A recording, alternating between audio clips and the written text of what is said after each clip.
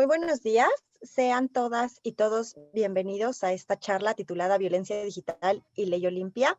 Antes de comenzar, voy a hacer algunos avisos. Como ustedes pudieron notar en la sala de espera, es necesario que si ustedes quieren obtener puntos de responsabilidad social, tengan en lugar de su nombre el número de cuenta, sin ningún espacio, sin ningún otro carácter, más que su número de cuenta. La aplicación de Zoom, la plataforma nos arroja un informe de todos los asistentes, así como el tiempo que estuvieron en la charla, y con ello podremos otorgar estos puntos de responsabilidad social. Ahora bien, me permito presentar a las y los ponentes que el día de hoy nos acompañan. Sean todos nuevamente bienvenidos. Muchísimas gracias también a nuestros invitados por esta charla, que bueno, va a estar muy interesante, y me permito presentarlos. Jessica Itzel Rivas Bedoya es licenciada en Derecho por la Facultad de Derecho de la Universidad Nacional Autónoma de México y actualmente es maestrante en Derecho por la Unidad de Estudios de Posgrado de la misma universidad. Cuenta con estudios complementarios en materia electoral por el Instituto de Investigaciones Jurídicas de la UNAM, el CIDE e IDEA Internacional, en Derecho Penal por el ITAM y en el Centro de Capacitaciones del Tribunal Electoral del Poder Judicial de la Federación.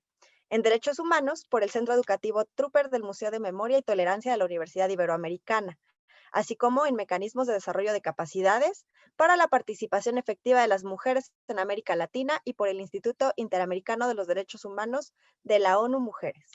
Se ha desempeñado profesionalmente como proyectista en el Tribunal Electoral y el Tribunal de Justicia Administrativa, ambos de la Ciudad de México, así como en la Dirección de Remoción de Consejeras y Consejeros Electorales y Violencia Política de Género en el Instituto Nacional Electoral. Actualmente es integrante de la ponencia del comisionado ciudadano Arístides Rodrigo Guerrero García en el Instituto de Transparencia, Acceso a la Información Pública, Protección de Datos Personales y Rendición de Cuentas de la Ciudad de México. Ahora bien, Arístides Rodrigo Guerrero García es maestro en Derecho, especialista en Derecho Constitucional y licenciado en Derecho por la Facultad de Derecho de la UNAM. Grados obtenidos con mención honorífica. Actualmente se encuentra en proceso de titulación del doctorado de dicha casa de estudios. Cuenta con un máster en Derecho Parlamentario y Estudios Legislativos por la Universidad Complutense de Madrid y un curso avanzado sobre protección de datos personales impartido por la misma universidad y la Agencia Española de Protección de Datos. Un curso de metodología de la comparación jurídica por la Universidad de Bolonia, Italia. Asimismo, ha cursado diversos diplomados y cursos en materia de derechos humanos, transparencia, rendición de cuentas y datos personales a nivel nacional. En el ámbito docente, se ha destacado como profesor de la Facultad de Derecho de la UNAM, donde imparte cátedras con temas sobre poder judicial, estructura política del Estado mexicano, derecho constitucional, derecho electoral y derechos humanos. En el Instituto de Especialización de Justicia Administrativa, en la maestría del Sistema Anticorrupción, imparte la asignatura Institucional de Transparencia y Acceso a la Información y Protección de Datos Personales en México e Instituto de Transparencia, Acceso a la Información Pública, Protección de Datos Personales y Rendición de Cuentas de la Ciudad de México.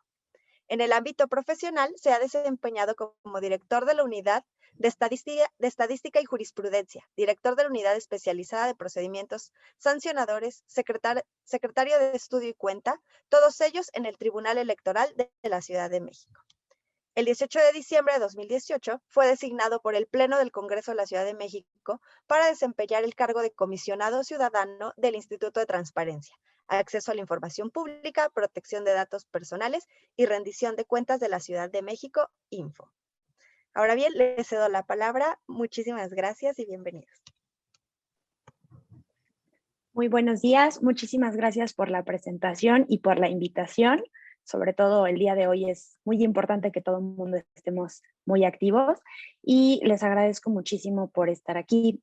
Me gustaría comenzar con algunos conceptos básicos sobre violencia digital y para eso me voy a permitir compartir pantalla. Para hablar de violencia digital necesitamos tener un concepto que es muy amplio, pero que podemos tomar algunos elementos básicos. La violencia digital podemos tomarla como acciones repetitivas en contra de una persona, utilizando medios electrónicos, redes sociales o cualquier plataforma digital y que tenga como objeto infringir maltratos o denigrar a cualquier persona. La importancia de entender esto es que la violencia digital normalmente va a derivar siempre en daños morales, psicológicos o económicos. La categoría más grande que tenemos estudiada de violencia digital sería el ciberacoso o cyberbullying, que, retomando la definición anterior, son estas formas de intimidación por medios digitales que buscan atemorizar, enfadar o humillar a otras personas en las redes sociales, en las plataformas de mensajería, en los juegos en línea.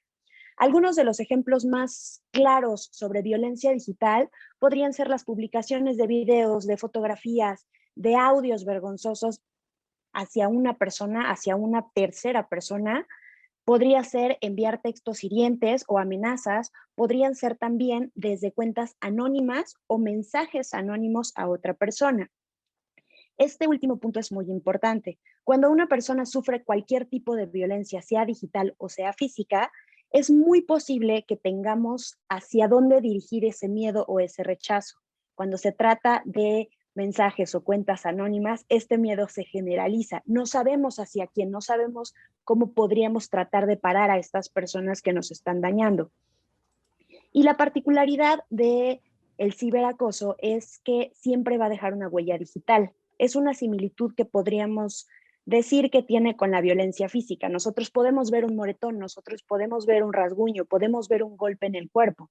Bueno, pues digitalmente podemos ver, aunque ya no estén publicadas, muchas de las evidencias de que existió violencia digital, como con la huella digital. Estos rastros y estas pruebas de que algo existió en línea son elementos que nos van a permitir, independientemente de que ya no esté activo, tenerlo.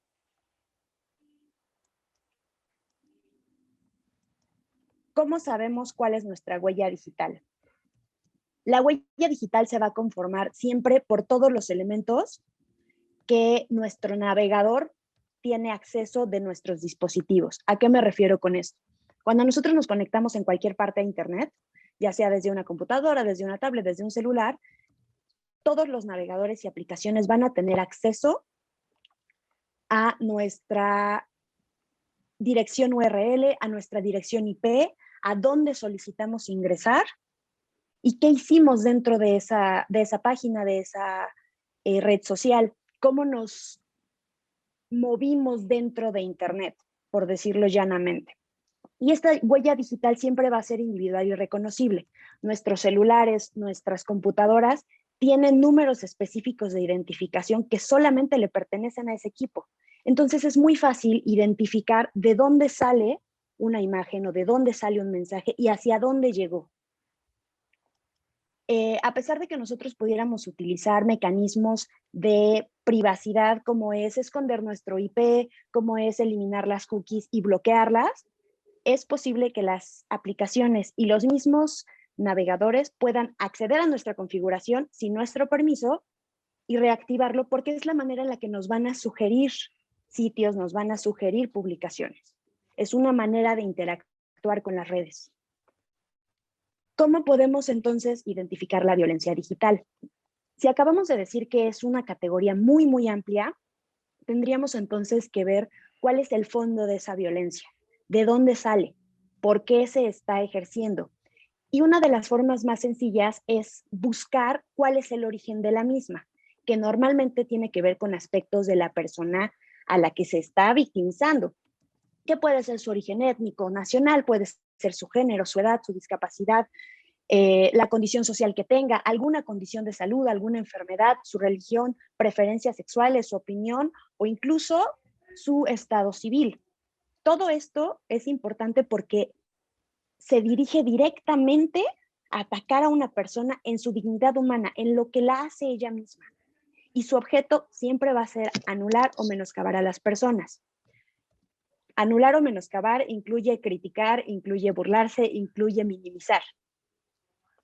Esto es muy importante porque las cifras generales en el mundo al respecto son muy, muy alarmantes. Justamente como es una manera muy amplia de entender la violencia y podemos estarla ejerciendo sin siquiera darnos cuenta cuando hablamos de todas estas características que vimos, se han hecho muchos estudios al respecto. Principalmente me gustaría mencionarles el de la Unión Internacional de Telecomunicaciones.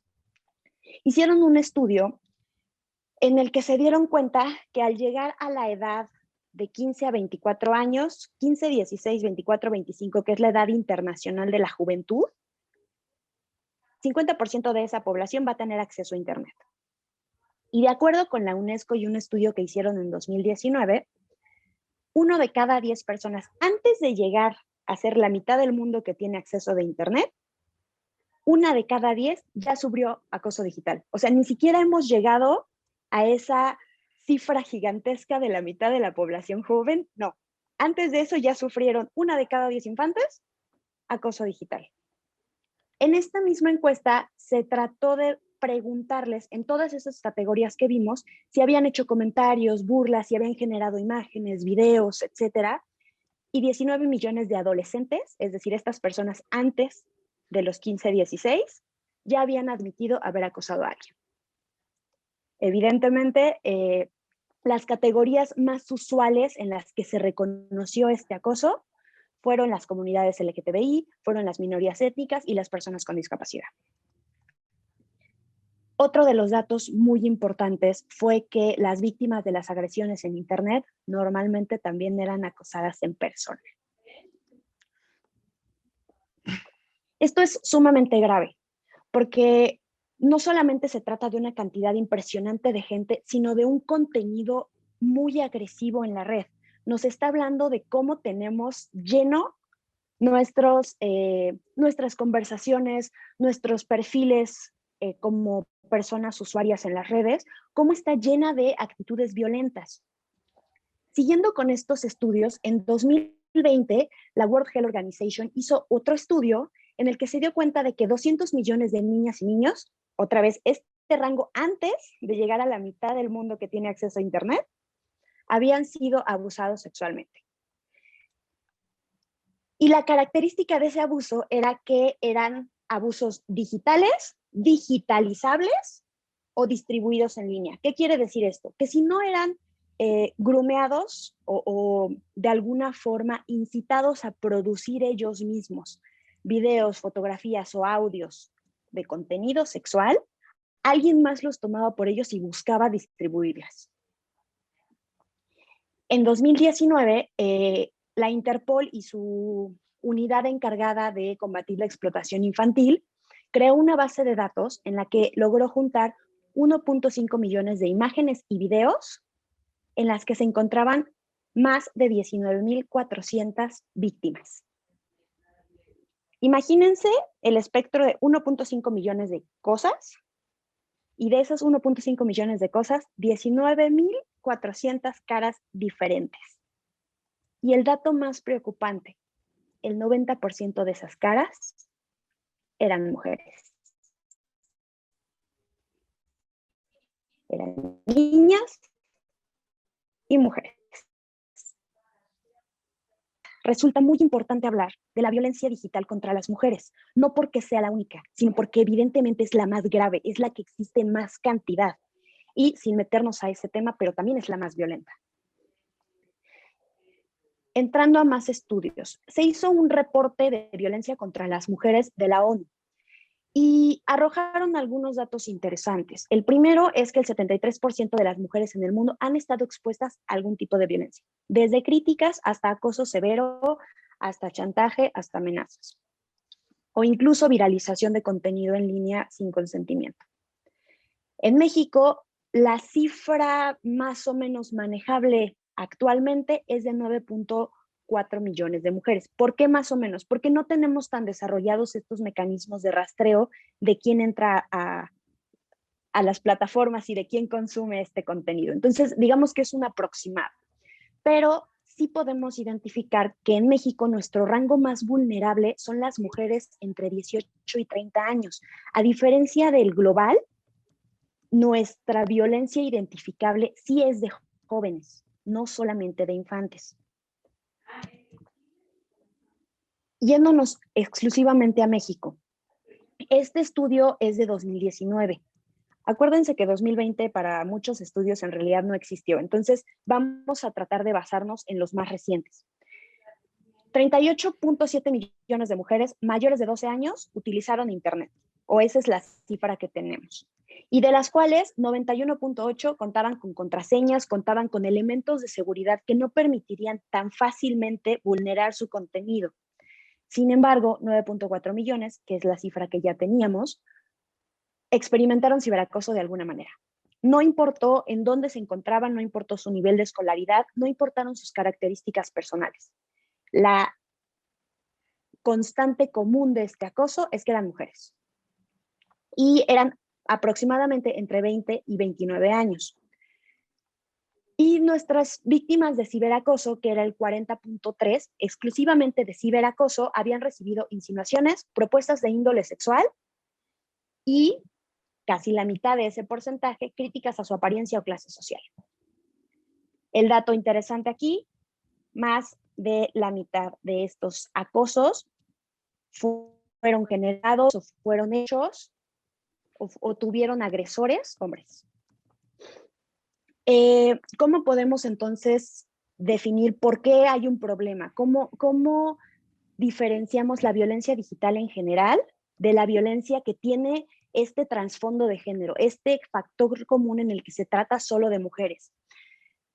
A mí me gustaría ceñirme solo a dos conceptos básicos. El primero es que es porque son mujeres. No necesitan tener una característica física, mental, social. Son mujeres y en el son mujeres entran todo lo que esté orientado hacia ellas, los estereotipos de género, los roles de género, la representación simbólica de una mujer, aquello que es femenino.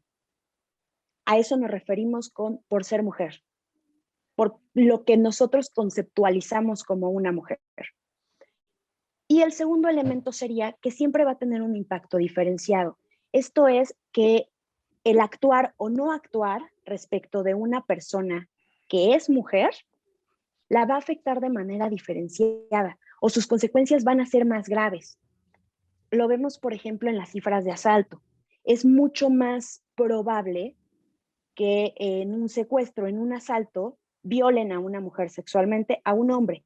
No que no pase, pero es mucho más común. Y al afectarla de forma desproporcionada, por ejemplo, si yo evito que una niña vaya a la escuela desde pequeña, es muy probable que no logre alcanzar una carrera universitaria o que no logre alcanzar cierto sueldo o cierto rango laboral.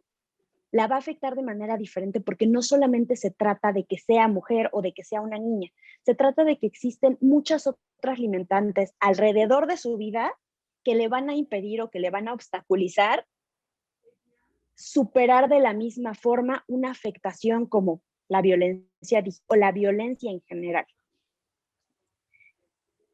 ¿Qué podemos hacer entonces? Si el panorama está tan horrible, si esto está para ponernos a llorar y gritarle a todo el mundo, ¿qué podemos hacer? Digitalmente, ¿qué podemos hacer? Afortunadamente podemos denunciar, podemos reportar en las plataformas digitales en las que nos estamos desarrollando y no reproducir ese contenido. No pasarlo, no tomarle captura de pantalla y decir, es que aquí está pasando esto, porque estamos ayudando a la viralización. Concretamente me gustaría darles algunos tips. Podemos prevenirla sensibilizando. Ese es el primer paso para darnos cuenta que hay un problema. Sensibilizar sobre la gravedad de este problema y entender que existe sí un trasfondo de machismo, sí de desigualdad estructural y que todas las personas podemos estar violentando a otras sin darnos cuenta. Hay que promover la cultura de la denuncia, no solamente en las instancias oficiales, como podría ser, dependiendo el tipo de violencia, sí un ministerio público, pero sí también la policía cibernética, sí también la FEPADE si se trata de violencia política de género. Tenemos instituciones, pero también tenemos plataformas como Facebook, como Twitter, como Instagram, que puedes denunciar no solo las publicaciones, sino las cuentas que las están produciendo. Y esto es un tema muy usual ahorita. Debe enfatizarse en aquellos casos donde se estén de grupos de especial vulnerabilidad. Alguien que tenga por ahí su microfonito, muchas gracias. Nos hiciera favor de apagarlo. Gracias. Otro punto muy importante sería no desacreditando sin pruebas. Acuérdense que cuando se trata de violencia, no le estoy poniendo la etiqueta solo de género, violencia, siempre hay que tener primero el lado de la víctima como el verdadero, porque para cualquier persona siempre va a ser muy difícil ponerse o vulnerarse diciéndose víctima. Si se trata de género, bueno, esto es un tema de deuda histórica que tenemos con no creerle a las víctimas, pero en general una persona que se dice víctima de violencia muy difícilmente lo va a estar inventando por la afectación que le va a generar a su entorno. Entonces, no desacreditar a las personas sin pruebas, no atacar a las posibles víctimas y no dudar de ellas es un elemento base para que puedan denunciar. Hablando ya en el mundo digital, la denuncia en los grupos cerrados y de confianza. Les explico por qué. Si nosotros exhibimos los links y las capturas de pantalla, es muy posible que estemos ayudando a la viralización. Recuerden que la viralización puede darse en 2 minutos. Si nosotros somos una parte más del algoritmo que va a estar reproduciendo ese contenido, estamos ayudando. No importa si estamos diciendo que está bien o está mal, la imagen se está generando, se está reproduciendo y se está poniendo al alcance de muchas más personas. Si lo denunciamos con las herramientas, como les comentaba, de las plataformas, todas las plataformas sociales, incluso WhatsApp, tienen un menú de privacidad que nos permite denunciar una cuenta y denunciar un contenido. Acuérdense, por ejemplo, cuando les llega un mensaje de WhatsApp de una persona que no conocen, la primera opción abajo es bloquear, permitir, no permitir. Esa es una manera de clasificar los contenidos, es una manera que las plataformas tienen de filtrarlo. Entonces, si nosotros hacemos uso de estas herramientas, les estamos ayudando a llamar la atención, les estamos ayudando a ponerles un foco rojo de que algo está sucediendo. ¿Cómo podemos hacer ese foco más grande?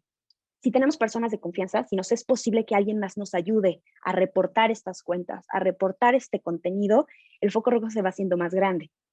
Muchos de los movimientos en redes sociales, por ejemplo, se dan así, porque un grupo de personas denuncia un contenido, denuncia una cuenta, denuncia una publicación. Ese foco rojo que se enciende para las plataformas es suficiente para llamar la atención de las personas que están filtrando el contenido. Solamente se logra haciendo ruido. Entonces, la importancia de la denuncia, no solamente digital, sino social, pues sí, penal, es muy importante. Y esto nos lleva a otro punto. Existe un pacto de medios y plataformas para eliminar la violencia contra las mujeres y niñas. Este pacto incluye una alianza impresionante entre la UNAM, entre la Asociación Mexicana de Editores, entre algunos canales de televisión y radio, y tienen como objetivo generar y difundir estrategias para la erradicación de estereotipos sexistas y apología de la violencia de género.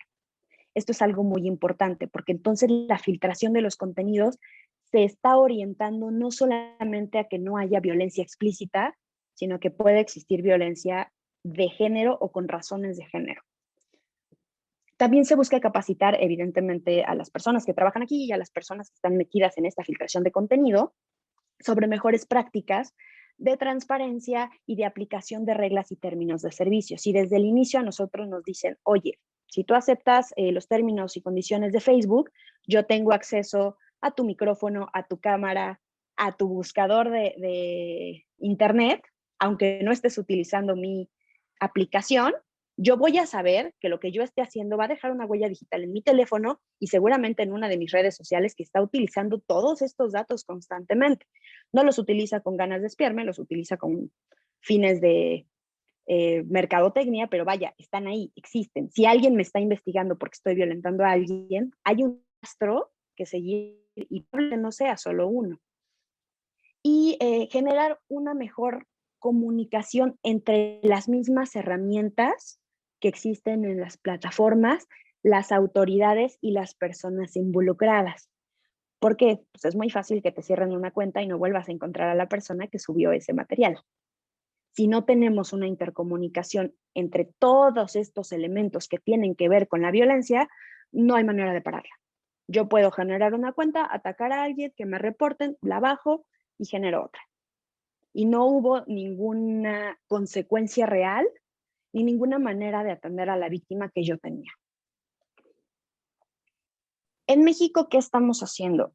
Uno de los elementos más importantes fue la Ley Olimpia, y de hecho de ella vamos a hablar un poquito más adelante con el maestro, pero me gustaría dejarles el mensaje general. La Ley Olimpia nos sirvió para tipificar toda este tema de distribución, de generación, de chantaje, amenaza y acoso digital en un delito. Ya no solamente se trata de que podamos digitalmente denunciar, sino efectivamente ya existe penalmente un camino para poder hacer efectivos nuestros derechos contra este delito.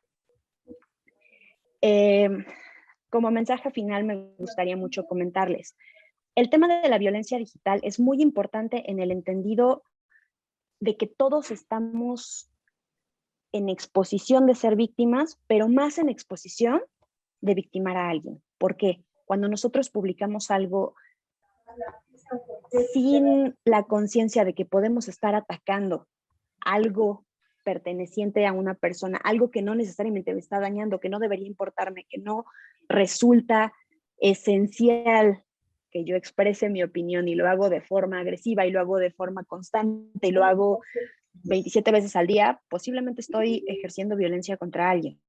No importa si yo creo que lo es muy posible que lo esté haciendo. Y no solamente va en la idea de explicarles que podemos perseguir la violencia digital, sino de que también es muy fácil rastrearla si nosotros la estamos cometiendo. Afortunadamente la tecnología está avanzando rapidísimo para permitirnos hacer este rastreo, esta persecución mucho más fácil. Ya tenemos casos de personas bloqueadas en todas las redes sociales por estar acosando gente. Obviamente pueden cambiar de identidad, sí, pero en algún correo dejaron su dirección o utilizaron su aplicación de Facebook para llegar a alguna parte, y podemos tener más datos de dónde está esa persona. Entonces, esto va avanzando rápidamente y nos va a permitir en algún momento, así como podemos perseguir penalmente a alguien, perseguirlo desde el área digital. Por mi parte sería todo.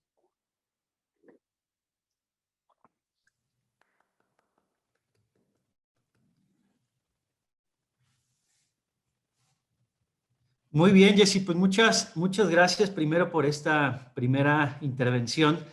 Y yo también quisiera un poco retomar de lo que nos está platicando Jessy, que esta imagen es impresionante, y la estuvimos viendo mucho el día de ayer respecto a el cómo empieza a haber una mayor vinculación y mayor interés por todos estos temas que se están viviendo. Le pediría a Jessy que me ayudara dejando de compartir la pantalla. Y bueno, estoy viendo también la pantalla de muchos de ustedes y veo algunos mensajes también bastante interesantes, como quiero seguir estudiando y tengo que seguir luchando. Veo mensajes en esta cuenta de Zoom, como que cada día matan a 11 mujeres, mañana puedo ser yo.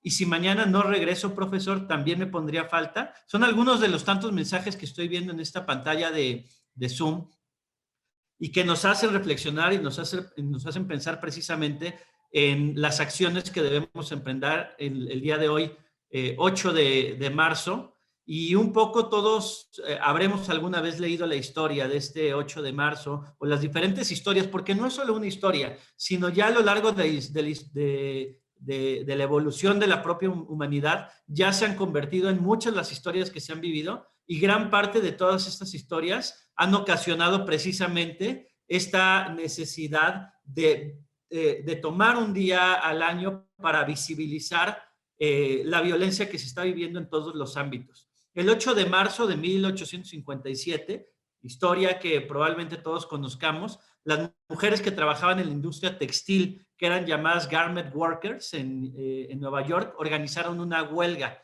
peleaban para que hubiera salarios justos. En 1908, también un 8 de marzo, 15,000 mujeres salieron a exigir un aumento de sueldo, condiciones laborales mejores. Y en marzo también, pero el 25 de 1911, se vivió la trágica situación en donde se incendia la fábrica de camisas Triangle en Nueva York, en donde mueren 123 mujeres. Entonces, como les estábamos diciendo, ya no solo es una historia, sino son muchas las historias que nos llevan a buscar mecanismos para que en este día 8 de marzo y todos los días del año busquemos erradicar los diferentes tipos de violencia. La violencia digital es solo uno de tantos tipos de violencia que existen en el mundo. Y hoy en día que la pandemia COVID-19 nos obligó a trasladar las clases a esta arena digital y en donde yo puedo, en donde muchas veces se vulnera la intimidad de las personas, porque tengo un fondo de pantalla ahorita digital de esos mismos de Zoom, pero en este momento yo puedo ver algunas de las casas de ustedes, si alguien pasa por detrás. Entonces ya estamos invadiendo a veces la intimidad en el momento en el que nos estamos trasladando a estas arenas digitales. Las clases ya no las tenemos en Ciudad Universitaria, sino las estamos teniendo a través de esta plataforma. La comunicación con el profesor ya se lleva a cabo a través de WhatsApp por medio del celular, o a través de Facebook, o a través de un correo electrónico. Yo a muchos de mis alumnos doy clases en la UNAM también y soy egresado de la UNAM, como muy amablemente me hicieron el favor de presentarme hace un momento.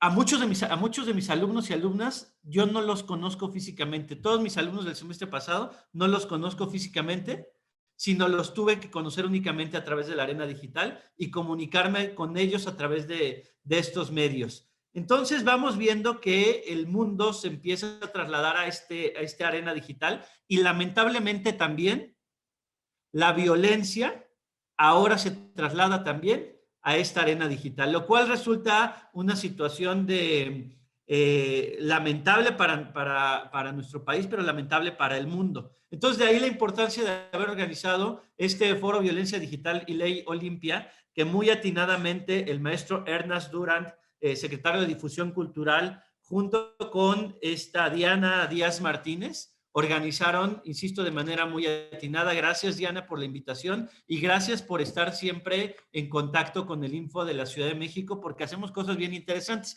Y ustedes dirán, ¿qué tiene que ver el Info Ciudad de México? ¿Qué tiene que ver el Info Ciudad de México con la violencia digital? Les platico un poquito. El INAI, que de hecho está muy cerca de la Facultad de Contaduría, se encuentra al lado de Perisur. El INAI, que es un instituto de transparencia, también es un instituto de protección de datos personales. El Info, que es el equivalente al INAI, pero en el ámbito local, además de ser un instituto de transparencia, somos un instituto de protección de datos personales. ¿Y qué significa esto de protección de datos personales? Pues podría hablarles como abogados y decirles que el artículo 16, segundo párrafo de la Constitución establece el derecho a la intimidad y el ejercicio de derechos ARCO. Pero si yo empezara a hablarles como abogado, terminaría aburriéndolos, porque si de por sí a mis alumnos de derecho puedo a veces aburrirlos, pues más aburriría hablando de la Constitución o hablando de leyes. Entonces vamos un poco platicando un poco. La protección de datos personales implica la protección a la intimidad, la protección a la información que subimos a Internet, la información que estamos compartiendo en todo momento y aquella información que nos hace identificables. E incluso dentro de datos personales existe una categoría denominada datos personales sensibles. ¿Y qué significa datos personales sensibles? La identidad, la ideología política que puedo tener, la religión que puedo profesar, la identidad sexual, o sea, toda aquella información que te hace identificable, pero además que implica en la esfera más íntima de la persona. Y entonces ahí es donde encontramos la protección de datos personales. Y ahí es donde se vincula la labor que tenemos como comisionados, comisionadas de estos institutos para proteger los datos personales. Y entonces nos encargamos, en parte de nuestras funciones implica el resolver denuncias en materia de protección de datos personales. Es decir, si están divulgando información que les corresponde a ustedes. Y somos coadyuvantes también, e insisto, nada más coadyuvantes, porque ahí la participación es más intensa por parte del Ministerio Público en casos de violencia digital. Nosotros únicamente generamos o estamos buscando generar un acompañamiento porque la función la tiene el Ministerio Público y la Policía Cibernética. Pero vamos platicando un poquito, así como les conté acerca de cómo surge el Día Internacional de la Mujer, pues cómo surge la Ley Olimpia. Y antes de platicarles cómo surge la Ley Olimpia, también quiero decirles que me pueden interrumpir en el momento que quieran, porque si tienen alguna duda o quieren hacer algún comentario en el desarrollo de la exposición, interrúmpanme con la total confianza, para que esto no se vuelva un monólogo, sino que se pueda hacer un poco más interactivo. Generalmente puedo decir sus nombres, pero en este momento entiendo que por cuestiones de logística tienen sus números de cuenta, entonces no puedo ver los nombres de cada una y cada uno de ustedes, si no les daría el uso hasta por el nombre. Pero ¿qué pasó con Olimpia Coral? Algunos conocerán la historia, algunos otros no. Olimpia Coral, una mujer a la que conocemos, que incluso es aliada del Info. Con ella hemos tenido talleres, hemos compartido foros y hemos generado un contacto estratégico importante para llevar acciones conjuntas. Entre ellas el taller Olimpia, que hemos desarrollado en reiteradas ocasiones. Y Olimpia Coral, una mujer de 18 años, una joven de 18 años en aquel momento, 18 años, y graba un video con su novio, y era un video con contenido sexual como el que podríamos grabar cualquiera de los que estamos en este foro. Vivimos la intimidad y no es un pecado vivir la intimidad, es algo natural y que vivimos todos los seres humanos. Olimpia Coral graba este video y en un ánimo de venganza, quien era su novio empieza a divulgar vía WhatsApp en todo el pueblo de Huauchinango este video. Pero qué casualidad que en el video nada más aparecía su imagen y aparecía distorsionada la imagen de su novio. O sea, ahí es donde tenemos algunos indicios de pensar que fue su novio quien estuvo divulgando este video. Y entonces empieza a transmitir, y como ustedes saben, las redes sociales, WhatsApp, Twitter, transmiten la información de manera muy ágil. Y entonces de repente ya todo el pueblo de Huauchinango tenía el video de Olimpia Coral, este video con contenido sexual. Y Huauchinango, que es ya es una pequeña ciudad, pues en el pueblo de Huauchinango, ciudad, pueblo, todo el mundo se conoce. Yo he tenido la oportunidad de acudir y empiezan todos a generar un estereotipo sobre Olimpia Coral. Y empiezan, y perdonen la palabra y lo digo entrecomillado, empiezan a llamarle la gordibuena del pueblo. Y entonces esto lo narra Olimpia Coral. Y entonces la empiezan a atacar en la calle. Y empieza a hacer el ataque a tal grado y el acoso a tal grado que un día aparece en la portada del periódico Olimpia Coral, de un periódico local. La irresponsabilidad también de este medio de comunicación para haber puesto en su portada a Olimpia Coral y con el título diciendo que Olimpia tenía un futuro prominente, pero que a raíz de este video se le iba a acabar el futuro. Entonces Olimpia platica con su mamá y le dice, oye, hay un video que está circulando, pero no soy yo. Primera reacción fue la negación. Dijo, no soy yo, se están circulando este video. Hasta que un día, estando reunidos los familiares, toda la familia de Olimpia Coral, llega su hermano que tenía 14 años con un celular y lo avienta en medio de la sala. Avienta el celular en medio de la sala y dice, si eres tú, Olimpia, eres tú mi hermana Olimpia, la que está en este video. Se suelta a llorar Olimpia, cuenta Olimpia también que en 3 ocasiones trató de suicidarse porque estaba viviendo un acoso en su pueblo. Su mamá, de manera muy, muy atinada, y aquí es donde también juegan un papel importante la familia, los amigos, ahí yo les diría, es importante el concepto de sororidad. A mí me encanta el que se da en el apoyo de mujeres con mujeres. Jessica nos hablará un poquito más de esto. Y entonces narro aquí fragmento de la historia que cuenta Olimpia. Fue el día más triste de mi vida. Yo me abalancé a los pies de mi mamá y le pedí perdón de rodillas a ella y a mi familia. Me sentía culpable. Les dije que quería morirme, que me ayudaran a morirme. Pero mi mamá, una mujer de una comunidad indígena que no había terminado ni la educación secundaria, que no sabe ni escribir, me sorprendió. Me levantó la cabeza y me dijo viéndome a los ojos, todas cogemos. Tu prima coge, tu hermana coge y yo también. La diferencia es que a ti te ven coger. ¿Eso no te hace una mala persona o una delincuente? Yo quedé en shock, narró Olimpia. Mi mamá continuó. Tú solo disfrutaste tu vida sexual, como lo hace cualquier persona. Y hay una prueba de eso. Vergüenza sería que hubieras robado o matado, incluso maltratado a un perro. Ahí conocí la sororidad, que las mujeres somos muy poderosas. Lo narra Olimpia Coral. Y entonces Olimpia Coral, que estuvo en 3 ocasiones a punto de suicidarse, acude al Ministerio Público y acude a denunciar. Lamentablemente, la reacción de las autoridades fue burlarse de ella al ver el video y decir que no se estaba cometiendo ninguna conducta delictiva. ¿Cómo no se va a estar cometiendo una conducta delictiva si están violando mi intimidad? Natural reacción de Olimpia. Y entonces dijo, si no hay una ley que proteja a, ojo, mujeres u hombres por la transmisión de imágenes en las que estén violando la intimidad, debe existir esa ley. Y entonces empieza a acercarse con diputados de diferentes estados y empieza a acercarse con legisladoras, con legisladores. Hubo una buena recepción en algunos casos, pero en otros casos fue una lucha contracorriente y empieza a lograr y consolidar esta denominada Ley Olimpia.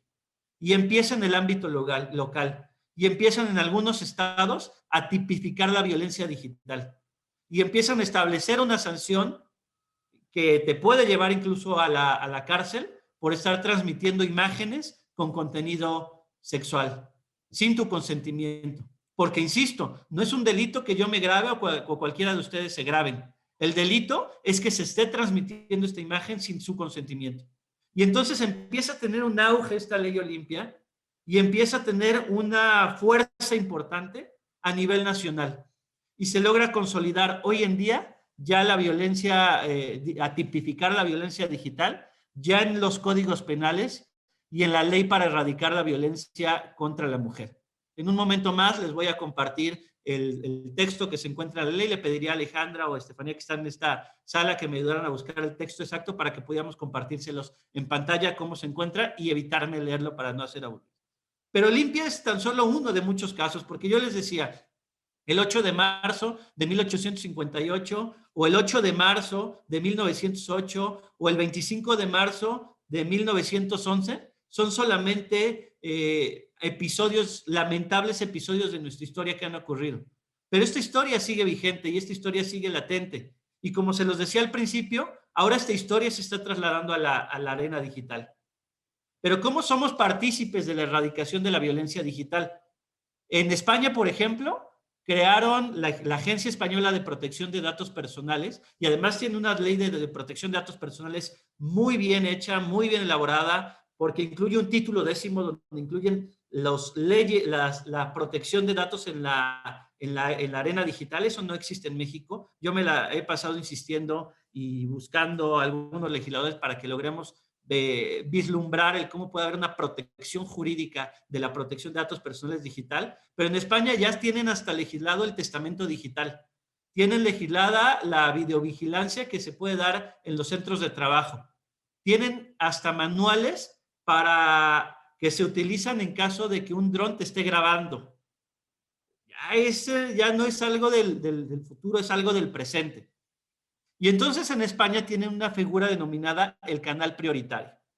¿Qué significa esto del canal prioritario? Es como un botón de pánico. Un botón de pánico en donde como usuario puedes llegar y decir, están subiendo contenido en contra de mi voluntad y que puede ocasionar ciberbullying, para que ese contenido que está en redes sociales, llámese Facebook, llámese Twitter, llámese Instagram o ahora TikTok, sea retirado de manera inmediata. En primer lugar, que sean las mismas redes sociales quienes lo hagan. Facebook, me puse a leer un poquito lo que está haciendo al respecto y ahí va. Twitter también ahí va. Instagram también ahí va. Pero ¿qué estamos haciendo como Estado mexicano para coadyuvar con estas redes sociales? Porque nosotros no podemos dejar nada más a la libre voluntad de las redes sociales el decir si se baja o no se baja, sino como Estado mexicano, insisto, tenemos la obligación constitucional. Y regreso a la Constitución, perdónenme, que está en el 16 constitucional, segundo párrafo, de proteger los datos personales, de proteger la intimidad de las personas. Al ser una obligación constitucional, el Estado tendría que crear mecanismos para garantizarlo. Legislativamente nos encontramos un poquito rezagados. Estoy seguro que poco a poco tendremos pronto una norma muchísimo más actualizada, porque la Ley de Protección de Datos Personales es del año 2010. En el 2010... Facebook apenas empezaba a tener auge en México. En 2010 todavía no existía Twitter, todavía no existía Instagram, todavía no existía TikTok. Hoy en día ya son una realidad y esta revolución digital que se está dando y que se potencia a través de la pandemia COVID-19 nos genera o hace necesario que tengamos ya una legislación todavía más potente que pueda en su momento contrarrestar la violencia digital. Un avance, la ley Olimpia. Y la ley Olimpia que se incluyó, insisto, en el Código Penal y que se incluyó en la ley para erradicar la violencia de las mujeres. Pero también, además de tener una legislación, pues de nada sirve tener leyes si no implementamos o no materializamos estas normas. Y para ello está el Ministerio Público y para ello está también la Policía Cibernética. Pero para ello también es donde creo que nos tenemos que hacer como corresponsables los institutos de transparencia y protección de datos personales. Tanto el INAI como los institutos de transparencia local, en este caso el Info Ciudad de México, en donde tengo el honor de fungir como comisionado. Entonces estamos programando o estamos justo preparando toda una estrategia desde el Info Ciudad de México para ser coadyuvantes en la implementación de la ley Olimpia.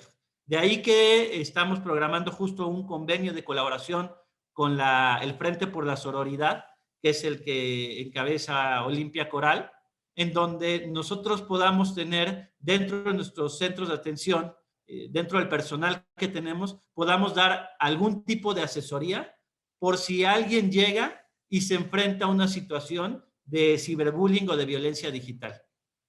Adicionalmente, coadyuvar con Ministerio Público y Policía Cibernética. Insisto, nada más tenemos facultades coadyuvantes, no tenemos facultades para perseguir el delito.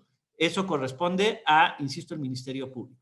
Pero ¿de qué manera podemos nosotros dar un acompañamiento en la denuncia y de qué manera podemos nosotros dar un acompañamiento en la implementación de la propia ley Olimpia? Entonces son temas que resultan de interés. El caso Olimpia es uno de tantos. Hay otros casos como el de Andrea Noel, una mujer periodista que iba caminando por la colonia Condesa y se le hace muy chistoso a unas personas, a unos jóvenes, subirle la falda y salir corriendo. Estas famosas bromas que se hacen a veces a través de YouTube o de redes sociales, que de bromas no tienen nada, eso se llama acoso. Y de repente Andrea Noel consigue el video de las cámaras de vigilancia y empieza a tuitear que fue víctima de esta situación. Lejos de recibir apoyo, empezó a ser acosada por muchos usuarios en Twitter. Incluso ella cuenta que alguien que no sabe cómo consiguieron su teléfono, y una vez sentada en un café, de repente llega un mensaje y le dice: estás sentada en tal café y te estamos observando. O sea, ¿a qué grado puede llegar la violencia digital y de qué manera se puede viralizar y de qué manera ocurre esta difusión de manera constante? Algunas cifras. En México no existe una base actualizada respecto al ciberacoso, pero hubo un módulo de ciberacoso que es un esfuerzo y cuyos datos fueron publicados en el 2020, el MOSIVA. Según este informe, casi 74 millones de personas mayores de 12 años tuvieron acceso a Internet, casi 74 millones de personas. Consideramos que en México, de acuerdo a las últimas cifras de INEGI, son 129 millones habemos 129 millones de mexicanos, y si consideramos que 74 millones mayores de 12 años tuvieron acceso a Internet, es un público potencial que estamos expuestos al ciberacoso o a la violencia digital. 17.7 millones de personas fueron víctimas de ciberacoso. De este total, del total de mujeres víctimas, 40.3% sufrió insinuaciones o propuestas sexuales. Hasta un mensaje que te envíen por Facebook con alguna insinuación o propuesta sexual se considera ciberacoso. 35.3% fue contactada mediante identidades falsas. Aquí vemos en las identidades falsas cómo en muchos casos se crean perfiles falsos en Internet para contactarte. Un caso interesante es el que ocurrió en Colombia, el caso Maluma. Todos conocemos al cantante Maluma. Resulta que en alguna ocasión en Colombia, un joven de 23 años abre un perfil falso y pone la fotografía de Maluma. Pone la fotografía de Maluma y empieza a decir que es Maluma. Cualquiera de los que estamos en esta sala diría, pues qué absurdo sería creerle a alguien que te está escribiendo Maluma, ¿no? Pero resulta que empieza a mandar mensajes este joven de 23 años, pederasta, y a niñas de entre 10 y 12 años les empieza a mandar mensajes y les dice, soy Maluma, y empieza a generar su confianza. Muchas niñas no le creyeron, pero hubo otras tantas que sí le creyeron. Y después de generar confianza, empezó a pedirles imágenes. Muchas niñas accedieron y le empezaron a enviar imágenes de desnudos. Este joven empezó a extorsionarlas posteriormente. En muchos casos, pidiendo incluso que tuvieran relaciones sexuales con él. Situaciones o ciberacoso infantil, un pederasta digital. No estamos ya tan lejos de este tipo de situaciones y se vive en México y se vive en el mundo. Les estaba dando algunas otras cifras. 33.9% recibió mensajes ofensivos. Del total de víctimas, 53.4% fue agregado por desconocidos y 25.5% por conocidos. Respecto a los agresores, un 20.5% era un simple conocido, el 16.6% era un amigo, el 10.4% un compañero de trabajo o de escuela, 7.7% una expareja sentimental. Esto también se vive de manera muy frecuente, el ciberacoso, por una expareja sentimental. El 4.3% lamentablemente por un familiar. Entonces, insisto, los diferentes tipos de violencia digital que podemos tener, que Jessica ya nos habló mucho de ellos. Jessica se ha vuelto especialista en el tema y que sin duda pues parte de nuestra tarea es posicionar estos tipos de violencia digital: ciberbullying, el ciberacecho o ciberstalking, el doxing, el revenge porn, que es el caso que vivió Olimpia, por ejemplo, el grooming, del que les hablaba, este engaño infantil o la pederasta infantil. Son solo algunos de los catálogos de tipos de violencia digital que se viven. Es parte de lo que está ocurriendo en México y lo que está ocurriendo en el mundo. Y sin duda yo felicito a la Facultad de Contaduría y Administración por llevar a cabo este foro en este 8 de marzo, con 279 participantes, estudiantes universitarios, universitarias de la Facultad de Contaduría interesados en este y otros temas. Entonces, creo que ustedes a su vez pueden volverse replicadores de esta ley Olimpia. Si se encuentran con una situación de este tipo, si la viven en carne propia con un amigo o algún familiar, pues sepan que hay un acompañamiento por parte del Info Ciudad de México y que pueden acudir al Ministerio Público y que pueden acudir a la Policía Cibernética y que ya tienen un marco jurídico que las y los protege gracias a una mujer muy valiente llamada Olimpia Coral. Gracias a todas y todos. Muchísimas gracias. Bueno, podemos abrir una sesión de unos 5 minutitos de preguntas y respuestas. Si alguien quiere participar, por favor, levante su manita y le cedemos la palabra.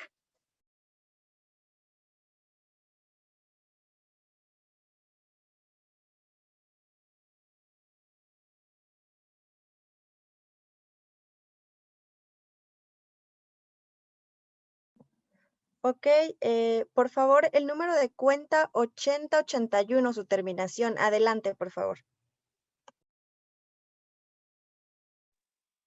Primero que nada, muchas gracias a ustedes por abrirse a darnos esta plática, porque muchas veces nosotros nos metemos en este rollo de redes sin saber cómo manejarlas, ¿no?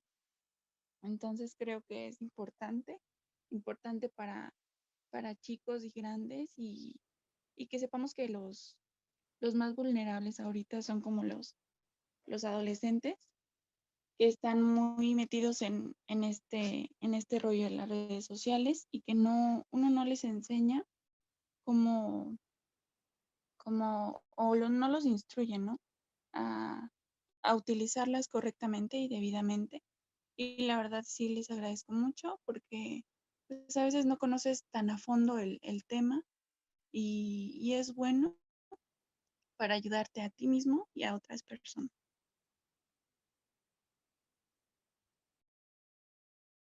Así que mi pregunta es si ustedes están dispuestos, claro, es cómo, cómo instruir a los niños o a los adolescentes a, pues a tener también un buen uso de las redes sociales, porque me he encontrado pues varias información, ¿no? En estas redes sociales, en donde platican que hasta niños de entre 10 y 15 años también hacen el uso de esta, de estas videograbaciones sexuales para fines de conseguir eh, beneficios, ¿no? Entonces, cómo instruirlos, cómo apoyarlos, cómo estar ahí y que sepan manejar adecuadamente esas redes sociales.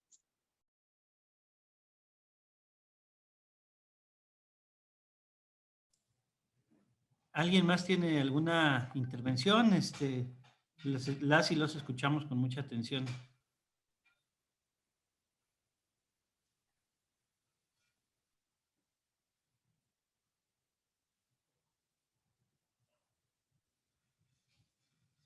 Yo veo la cuenta 4210-87-52-1 que tiene la mano levantada. No sé si quiera hacer alguna aportación. Y luego veo la 4121. Pregunta.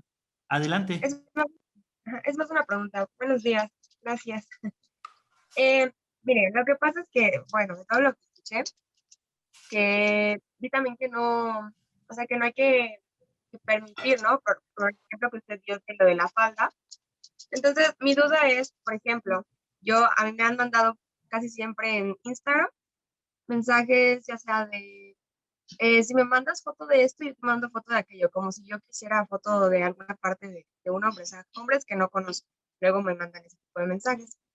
Normalmente yo lo borro, pero yo ya no sé qué hacer, o los bloqueo, o si lo reporto a Instagram, o simplemente lo elimino, porque ahorita ya bajó la cantidad, pero antes eran muy frecuentes de que me enviaban así de que, hola hermosa, mándame foto de tu esto y yo te mando foto de aquello, sin siquiera conocer a la persona, sin siquiera pedírselo, sin siquiera haber entablado ninguna conversación previa.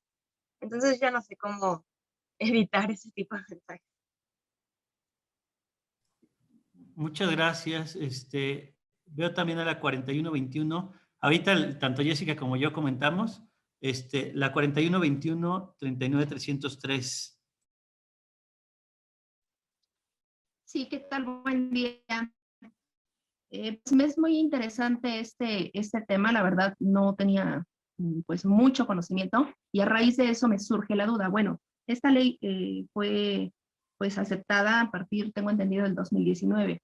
¿Qué pasa con todos aquellos delitos que se cometieron antes de ese año? Eh, ¿Aún las mujeres los pueden denunciar y aún es aplicable esa ley? ¿O todo es como que a partir del 2019 en adelante? Esa sería mi pregunta, gracias. Muchas gracias, al contrario a ti. Jessica, ¿quieres empezar? Sí, muchas gracias. Bueno, primero sobre el tema de los niños y los videos sexuales. Híjole, yo creo que esto es un tema muy complicado, pero también es un tema muy real.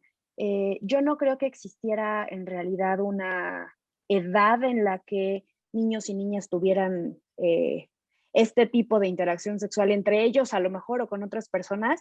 O sea, creo que si no es por coacción de una persona adulta, pues es algo que existe. Y a mí me parece que la manera no es evitarlo, sino que sí es hablar con nuestras infancias, o sea, explicarles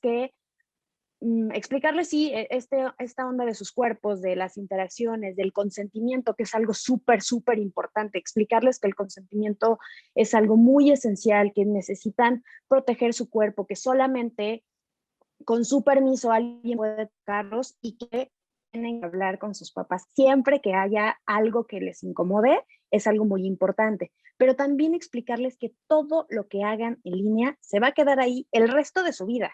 O sea, Internet es una cosa peligrosísima en el sentido de que todo lo que subamos o se va a quedar ahí, o alguien le puede tomar una captura de pantalla, o puede bajar y descargar videos y audios y reproducirlos cuando se les pegue la gana. Internet es un mundo de información que no siempre va a estar dentro de nuestro control.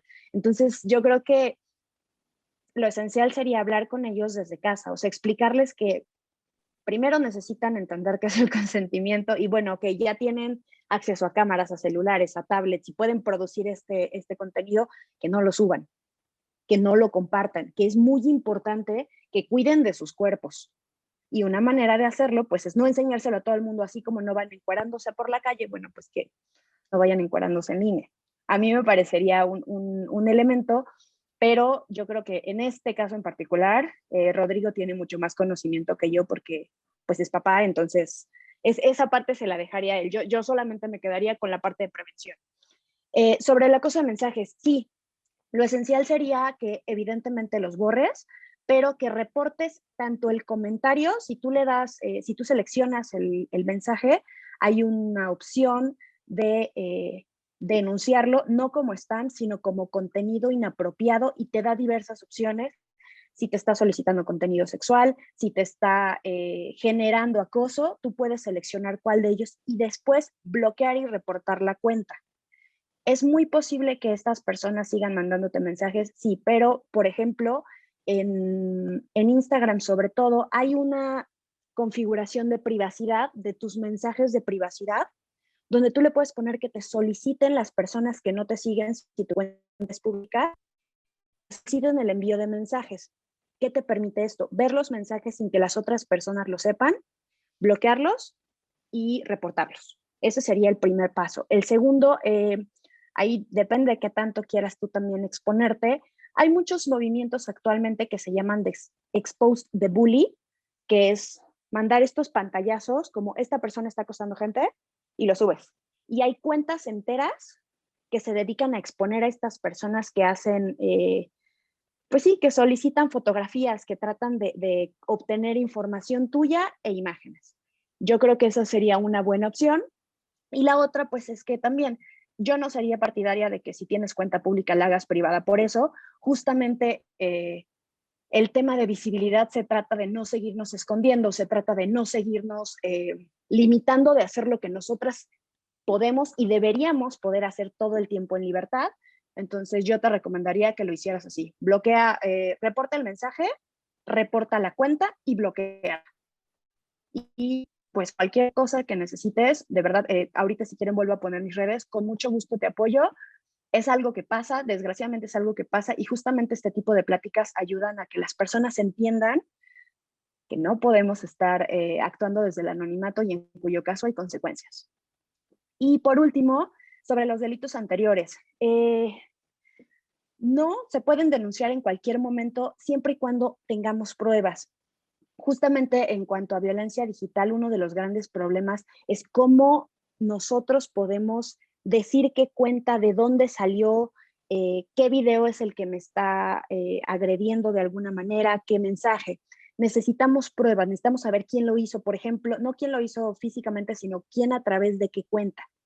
Si nosotros tenemos esos elementos, se puede denunciar. La violencia sexual no tiene un límite de años establecido en nuestra legislación porque justamente las pruebas es algo que puede obtenerse incluso con el paso del tiempo. Por ejemplo, en una violación, por supuesto que es esencial que le hagan una prueba directa a la persona en ese momento, pero también hay otros elementos que nos permiten comprobar qué sucedió. Entonces sí se puede denunciar, habría que buscar las pruebas, habría que juntarlas y digamos, darles una secuencia lógica y pues generar una narración desde cuándo pasó, qué sospechamos que pasó, quién fue, si sabemos, si no sabemos, si fueron cuentas anónimas, cuántas fueron, todos esos elementos que nosotros recordemos nos ayudan. Entonces, pues sí, por supuesto, la idea es denunciarlo y si todavía podemos hacerlo en línea, todavía mejor porque hacemos más ruido. La parte legal es muy importante y a estas alturas la visibilidad en redes, sobre todo cuando estamos encerrados en medio de pandemia, pues es todavía más importante. Y bueno, hasta aquí sería ahorita. Yo un poco también contestando qué hacer para que las y los jóvenes se empapen. Ayúdenos ustedes también a responder esta pregunta, porque tal vez en ustedes pueda haber creatividad. ¿Qué hemos hecho nosotros? Por ejemplo, sacamos un concurso de fotografía, porque a veces buscamos a ver cómo le hacemos para que esto sea atractivo, interesante, y sacamos un concurso de fotografías para jóvenes y que conocieran qué era esto de violencia digital y privacidad. Y hubo fotos bien padres, ¿eh? Esta, por ejemplo, es una de las que resultaron de las ganadoras. Esta es otra. Está muy buena porque si notan la sombra tiene un cuchillo y es una persona que está en la computadora. Esta es otra de las fotografías y esta es otra de las fotografías que resultaron premiadas en este concurso de fotografía. Por ahí hay una del año pasado que me gustó mucho, a ver si la tuviera por ahí el equipo. Yo siempre la comparto, pero bueno, ¿qué hacemos? Pues a través de concursos, pues estamos buscando a través de alianzas con el, insisto, Frente por la Sororidad. En niñas y niños lanzamos, esto fue gracias al INAI, se logró con Plaza Sésamo hacer un convenio y hay unas cápsulas informativas de Plaza Sésamo para mostrar los riesgos que hay en la red. Justo esta semana vamos a tener la premiación del concurso de dibujo y les anticipo a ustedes, todavía no lo sabe casi nadie, pero vamos a lanzar una dinámica de Caperucita Roja digital en donde se muestre pues, de manera didáctica los riesgos de los datos que se están transmitiendo. Entonces son algunas de las acciones que buscamos realizar y si ustedes tienen alguna idea creativa, se las vamos a agradecer muchísimo. O incluso buscar algún convenio con la Facultad de Contaduría por si ustedes quieren también sumarse al Info Ciudad de México y tal vez haciendo el servicio social, alguna actividad que pudiéramos hacer en conjunto con el instituto. Toda la información que ustedes detecten en redes sociales la pueden reportar directamente en las redes sociales. También pueden servir como medio de prueba al acudir al Ministerio Público en el momento que sea la Policía Cibernética quien lo realice. Me mandaron un mensaje también, no por protección también de datos personales, pero muchos pueden estar en una situación similar. ¿Qué pasa si yo me grabé teniendo relaciones con mi novia o una mujer se grabó teniendo relaciones con su novio y lo hicieron de manera voluntaria, pero lo que no es voluntario es la transmisión del video o que se muestre el video, sí están incurriendo en un delito y está penado, como lo subió Alejandra en el chat, artículo 181, comete el delito contra la intimidad sexual quien videograve, audiograve, fotografía, filme, imágenes o simuladas con contenido sexual sin consentimiento o engaño. Pero aquí viene la segunda, quien exponga, distribuya, difunda, exhiba, reproduzca, transmita, comercialice, oferta, intercambie y comparte imágenes, audios o videos de contenido sexual íntimo de una persona a sabiendas de que no existe consentimiento. Aquí es donde encuadra esta situación y se le puede imponer una pena de 6 años, de 4 a 6 años de prisión y multa de 500 a 1000 unidades de medidas de actualización. Entonces, puede llegar a la cárcel una persona que esté divulgando su imagen. Ojo, no es nada más quien llegó y la grabó y la fuente. Pues probablemente si alguien la grabó, la transmitió y alguien más la transmite y se sigue transmitiendo, todos los que transmitieron esta imagen son corresponsables y pueden ser sancionados de 4 a 6 años de prisión. No estamos jugando con este tipo de situaciones. Transmitir un video por WhatsApp no es un juego. Se llama violencia, se llama acoso. Entonces, y pueden parar o pueden llegar a prisión. ¿Cómo denunciar? Es en el Ministerio Público.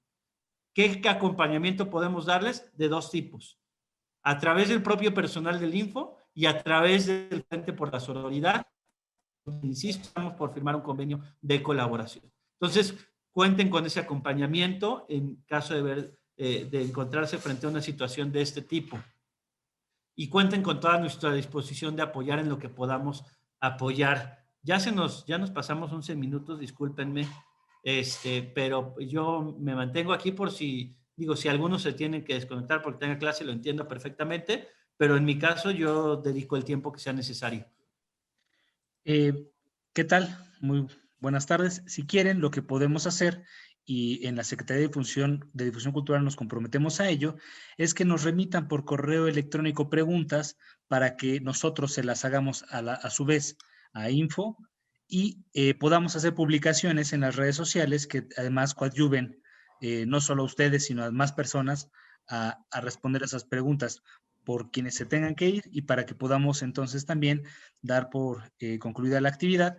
El correo electrónico a donde les pediremos que nos escriban las preguntas es cultura@fca.unam.mx. Se los estoy poniendo en el chat de todos modos y les pediría que ahí nos manden preguntas. Creo que esto nos podría ayudar mucho a todas y todos a construir pues más respuestas y soluciones. Aquí somos 244 personas, pero en las redes sociales y si las difundimos y les hacemos un buen diseño, seguramente podríamos llegar a más. Nos ayudaría mucho que nos hicieran esas preguntas. Yo estoy seguro que nuestros y nuestras aliadas nos van a ayudar a responderlas para tener este ejercicio permanente. ¿Les parece bien? Sí, muchísimas gracias, maestro Ernesto Durán. Y bueno, también toda la disposición en redes sociales, también si quieren contactarme directamente, cuenten con ello. Mi Twitter está aquí en la pantalla, @Aristides Rodrigo, @Aristides Rodrigo. Y ahí pueden, pues pueden contactarnos directamente y bueno, toda la disposición, lo escribo también en el chat. Es Aristides Rodri, creo que es Aristides Rodri. Pues muy bien, les agradecemos de nueva cuenta a nuestras y nuestros invitados su presencia, ha sido de mucho apoyo. Estoy seguro que tendremos muchas más coincidencias de estas y desde luego lo que podamos hacer ahora a través de esas preguntas será nutritivo y perdurará. Así que no lo dejen pasar, escríbanos sus preguntas para que podamos tener estos materiales. Pues muchísimas gracias de nueva cuenta a todas y todos quienes estuvieron en esta reunión. No me queda más por agregar. Así que... Al contrario, Ernesto, muchísimas gracias a todas las autoridades de la Facultad de Contaduría y con nosotros 100% para seguir llevando actividades. Muy agradecidos, en serio, con ustedes siempre. Muchísimas gracias y bueno, pues hasta pronto. Hasta pronto y muchas gracias también muchas gracias por la invitación. Diana, Al contrario, muchísimas muchas gracias. Gracias, hasta luego. Todas y todos. Muchas gracias. Muy bien. Hasta luego. Feliz día. Gracias, bonito día. Gracias.